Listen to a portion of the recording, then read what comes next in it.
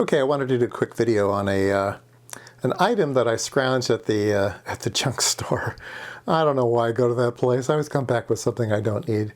I just couldn't pass this one up. It just looked way too interesting. So this looks like a telemetry receiver of some type. Looks like it has RF frequency stuff and bandwidths, IFs, and it looks like it has PSK demodulation, all kinds of crazy things. Yeah. So anyway, I saw it on the shelf, and it looked very, very heavy and very, very complicated. And it had a $30 sticker on it. I went, whoa, 30 bucks. Well, that's a good deal. And so I went around, I bought all the stuff that I needed to complete a project, and then I just couldn't let it sit there. So I asked the guy if he'd take 25 bucks for it, and he goes, yeah. So for 25 bucks, this is what I got. Here's a closer look. It is a model 1200-MR. And if you notice way over on the left there, it says AF property, Air Force. So Air Force property, oh, and the big red sticker in the middle too, this is property of U.S. Air Force. So Air Force property, LMSC. Now LMSC stands for Lockheed Missile and Space Company. So there is an Air Force base here in Silicon Valley that does a bunch of super secret stuff, and they develop weapon systems and stuff, and I'm sure it came out of them. And but I don't really know, what this thing does. It's interesting that it has video in it. So I don't know if video means video, like real video you look at, or whether it just means information that's on the carrier.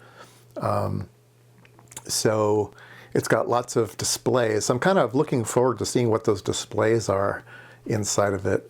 They might be really cool old technology displays. I'm not sure how old this thing is, but it's got lots of push buttons and lots of stuff. And on the left-hand side, it has a plug-in. On the right-hand side, it is missing a plug-in. And so I'm not quite sure what's missing. Not that it matters, but there used to be something over there. And here's a view from the top. And so it doesn't have a top cover. It was just open like this when I bought it.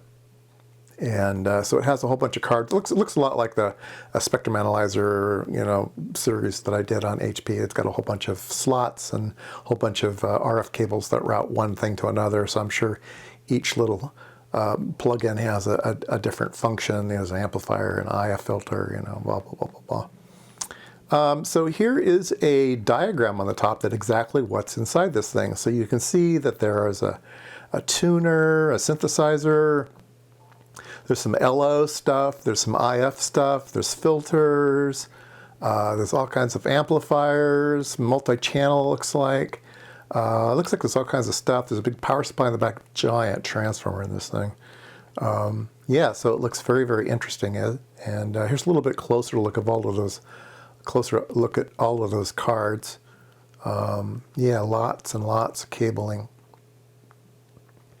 And on the back, it's got lots of BNCs and other things. There's an N connector for RF input.